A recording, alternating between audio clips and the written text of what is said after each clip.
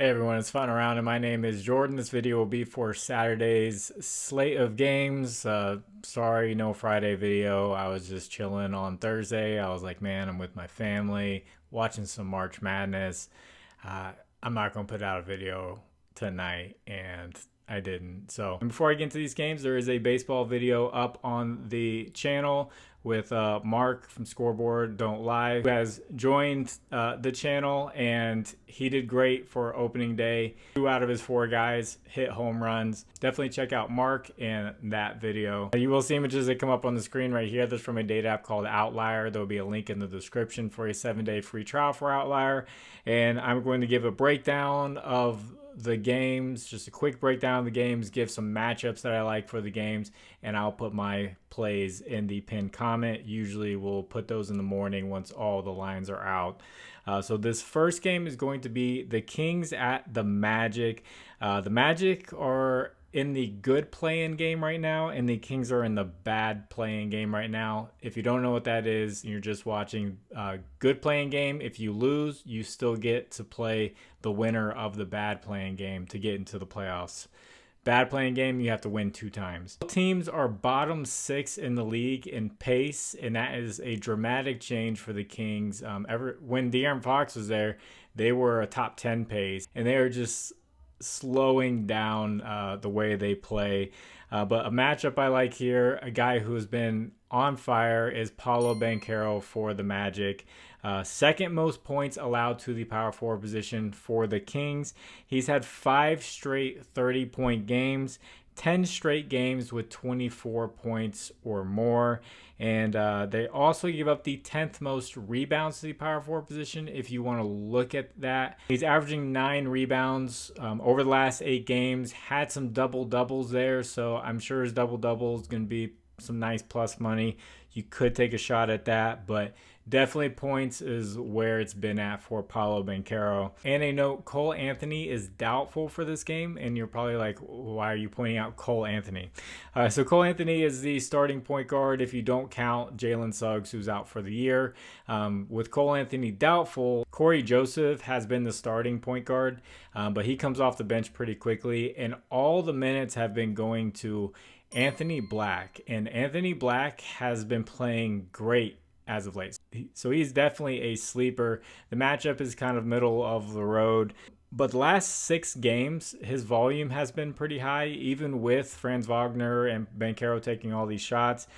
He's had 17 points, 7, 13, 17, 20, and 14. Last game, his line came out at 11.5 for points. So he hit this in 5 of the last 6. I'm sure it's going to be a little bit higher. So next game is the Nets, who will be on a back-to-back, who just lost by 40 points at the Wizards. I know that sounds amazing. Both teams are tanking. This, I just say, watch the injury report, see who gets ruled out for the Nets. A guy for the Wizards I've been pointing out over and over again, he continues to play very well, is Alex Sarr. The matchup right now is average. If the Nets rule out Nick Claxton for a back-to-back for rest or something like that, then I think the matchup becomes great. His last 9 games, and I know I do this all the time just reading off these numbers, but his line last time was like 16.5, around that range. Last 9 games, 22 points, 24 points, 16, 18, 19, 22, 20, 34, 19. This was their top draft pick. They're getting him the ball, and they are developing him. Another note for the Wizards players is they keep putting Jordan Poole's line kind of low. Sometimes he's not trustworthy because they'll sit him early, but if they keep putting it low where they have been in the 13.5, 14.5 range, he's kind of been crushing it pretty early before he's out of the game late. So with both of these teams just being awful, maybe we get a competitive game and he plays a little bit more. Neither of these teams want to actually win this game. If you guys could please like the video, and if you haven't, please subscribe to the channel. If you have a little bit of extra time, could you leave a comment for the algorithm? Could you leave a number? My favorite number is number 11. It's the number 1 twice. I would very much appreciate that. And also, if you use Prizepicks and you want to get away from it, you want to try something new out, check out Underdog Fantasy, Sleeper, ParlayPlay, ChalkBoard, or better. Underdog's matching your first deposit up to $1,000. The rest are doing it up to $100. Links are in the description. That'll take you straight there. Promo code is FINAROUND11. Next game is the Heat at the 76ers. So the Sixers are tanking, but Tyrese Maxey, they say he's not going to play the next 2 games. He may make a return. They're kind of stuck in the bad playing game, and Andrew Wiggins is out for this one. A matchup that I like here is Tyler Hero, who they have listed at the point guard position. Sixers give up the 4th most points to the point guard position and the 6th most rebounds. I don't know what his rebounds line is normally at, but I'm just putting that in there. He's coming off a 36-point game. Andrew Wiggins obviously going to be out, more volume going his way. Probably going to Bam Adebayo as well. Keep an eye out for Tyler Hero. And then a sleeper here is going to be Kel'el Ware, the center for the Heat. The Sixers give up the 2nd most points to the center position. Andre Drummond's out. Joel Embiid's out. Those are their 2 actual big men. They've been starting Gershon Yabusele at the center position, who is 6'8". So there's double-double potential here. He's had 3 double-doubles in the last 5 games. That could be a decent payout, and that is Kel'el Ware of the Heat. 4th game is the Celtics at the Spurs. High blowout potential. The one matchup I want to point out is going to be Kristaps Porzingis versus Spurs. Spurs give up the most points to the center position. I would be afraid to take a full game line, but I would look at something like first quarter points for him. There's a quick rundown of that game. Celtics games and Thunder games kind of suck right now because they're just so good, and when they play these bad teams who are tanking and all of that, they blow them out quickly, and then a lot of stuff just chalks, and a lot of Celtics players' lines are all just jacked up, and it's hard to choose who's going to go off in this game. 5th game is the Lakers at the Grizzlies. This is an interesting one. Austin Reeves is questionable. Ja Morant is questionable. Ja Morant's been out for a while. This one, like I said, it's unique. Grizzlies just fired their head coach, so Taylor Jenkins, his play style coming into the year was, I want to play fast. I want to rotate guys in and out and get them in shape, because this is the way we're going to play. We're going to play 8, 9, 10 guys and just keep rotating them in and out, play at a super fast pace. It worked for a while. They were doing great. Some commentators were actually critiquing that type of coaching because it wasn't letting a guy like Ja Morant blossom, because he wasn't getting the opportunities that he normally would, playing 35 to 40 minutes a game. Instead, he was playing, near the 30s. And once players got injured and they started dealing with the injury bug, then you have not as high of quality players doing that, rotating in and out, and then they started to lose a lot of games.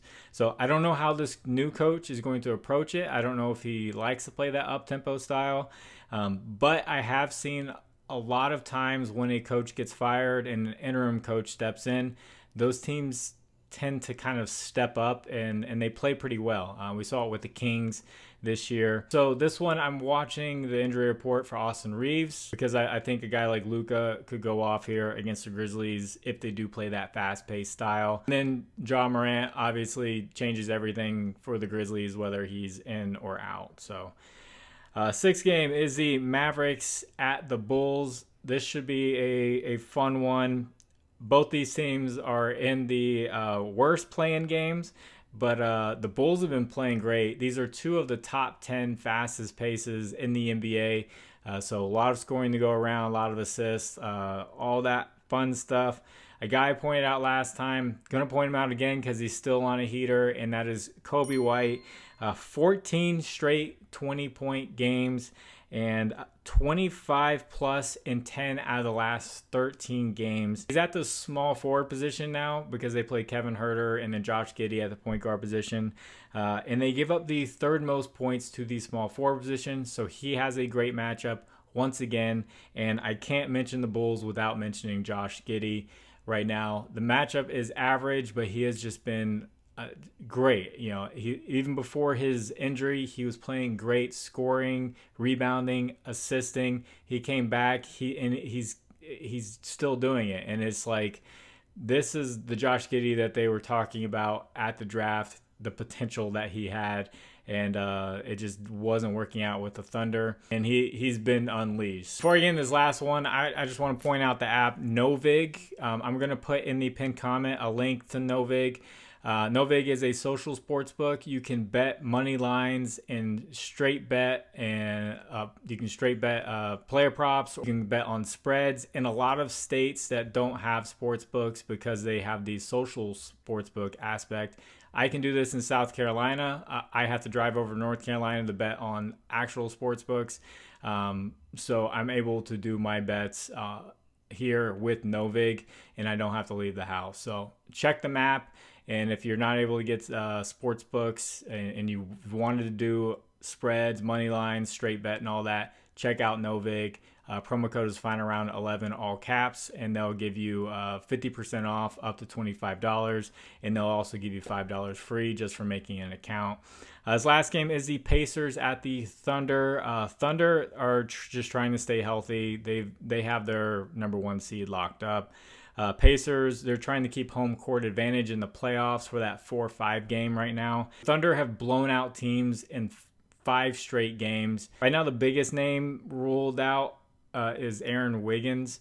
Their whole starting lineup looked healthy. They could rule guys out throughout the day, but if they all play, this could get ugly. The Pacers are a great team, and they did play them pretty well in December. But the way the Thunder are just playing right now, and how good defensively they are, the Pacers don't have any good matchups, and I'm afraid to take a Thunder player just because if it's a blowout, they're sitting in the fourth quarter like they have been the past 5 games. So this is just another one to just stay away from right now at this point. So if you'd like to discuss lines further, I have a Discord. Link is in the description. You can hop on in there and talk about baseball that came back, talk about basketball, college basketball, all that good stuff. That is free.